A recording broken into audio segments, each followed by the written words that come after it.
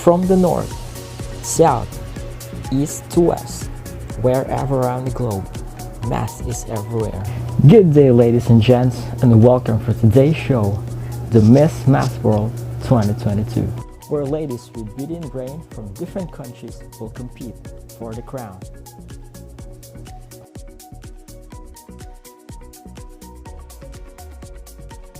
Each candidate will be given a question to prove if who will be the next Miss Math World.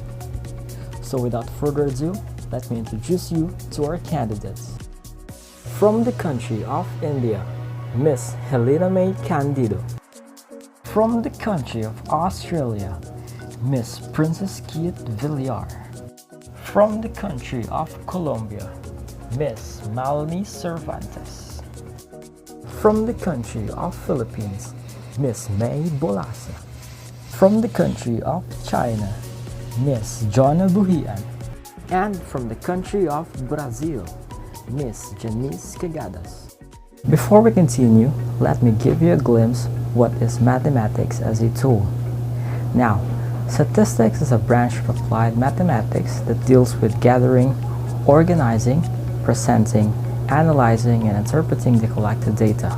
There are two branches of statistics: descriptive statistics and inferential statistics. Descriptive statistics involve the collecting, organizing, describing, summarizing, and presenting of gathered data in a meaningful and informative way, while inferential statistics refers to the process of drawing conclusions and making decisions on the population based on evidence obtained from a sample.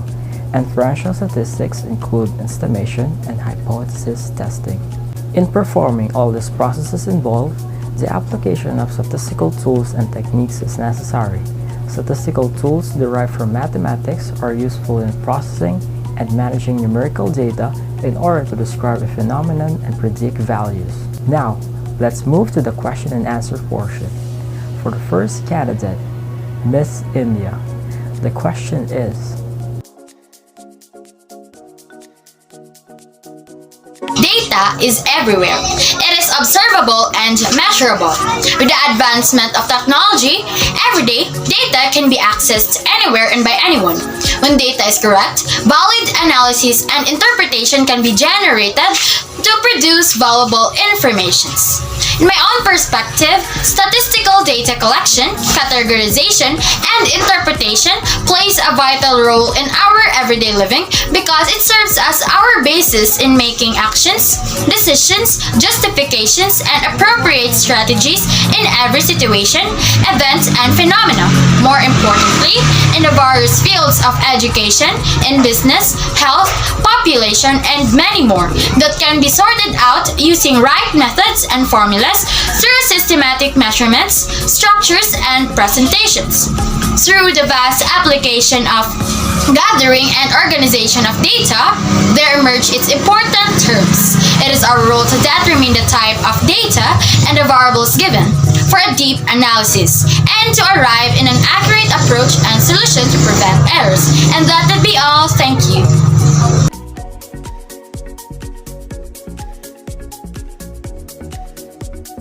Thank you for that wonderful question. In their everyday lives, many professionals use the mean deviation. Every average has a unique tale to tell.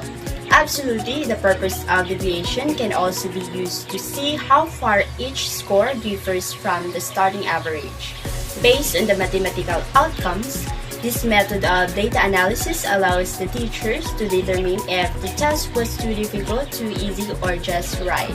This idea can be used by biologists to examine differences in animal weight in order to determine what is a healthy weight.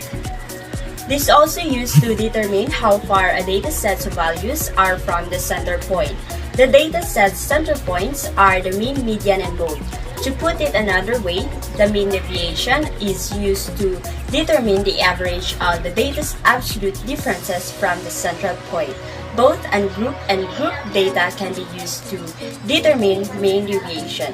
It can be easily calculated using the 3 steps. Step 1, find the mean value for the given data value. Step 2, subtract the mean value from each of the data values given. Note, ignore the minus symbol. Step 3, now find the mean of those values obtained in step 2. That's all, and I thank you.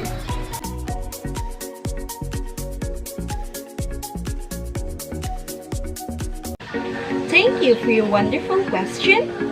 But first of all, median is the middle of set number. So to get the median, you should be able to arrange your numbers in a numeric order. Then count how many numbers you have so that you can know what is the median. But in your question, if the median number of data set is even, will there be no single median number?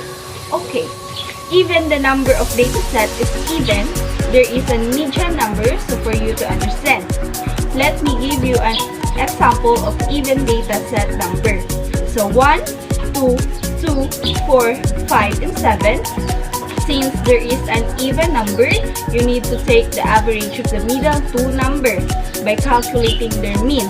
In this case, the mean would be 2 plus 4 and the two middle number, which equals to 6.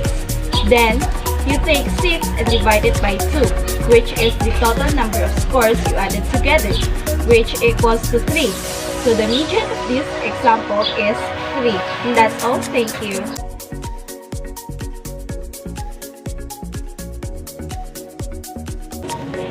Thank you for your question. Since mode is defined as the value of variable which occurs most frequently, and in order to get or to compute the mode of the group data, of course, we will use this formula, which is mode is equal to the lower boundary mode of the class plus the product of the d sub 1 over d sub 1 plus d sub 2 multiplied to the class interval.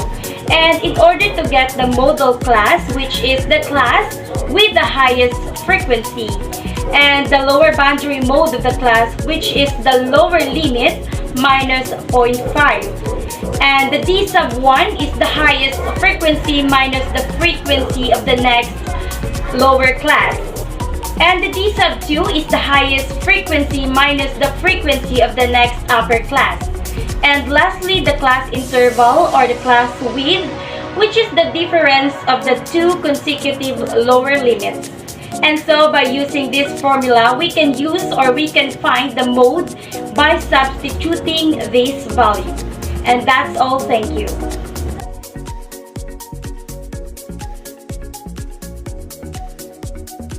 There are other measures that divide the distribution into 100, 4, or 10 equal parts.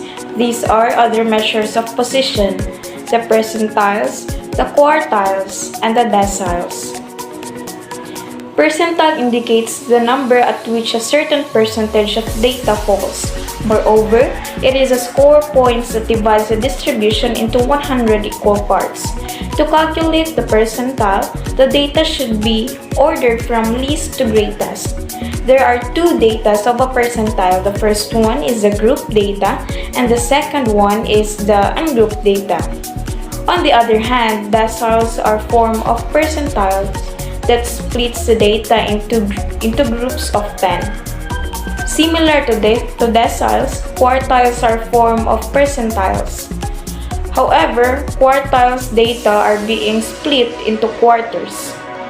A good way of remembering this is that decile, which means 10, and then the quartile is equals to quarter or 4.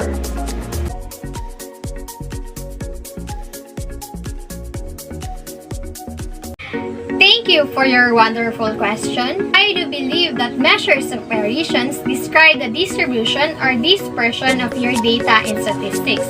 In other words, it depicts the distance between data points. Measures of variations can be used to convey useful information about data sets because variability can help a great deal about data.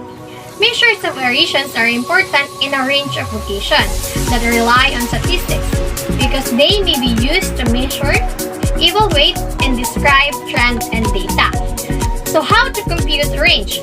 One of the most basic metrics of variation is range. It's the lowest data point subtracted from the highest data point. For example, if your highest point is 30 and your lowest point is 10, then the range will be 20. Range indicates the extent to which your data is dispersed. Consider combining range with other measures of variation so you have a number of ways to assess and understand your data's variability. I thank you. Thank you, candidates. It was a very knowledgeable answers you have shared with us. And for the announcement of who earned the crown to be the next Miss Math World 2022 will be announced in the next part of the show. See you and God bless us all.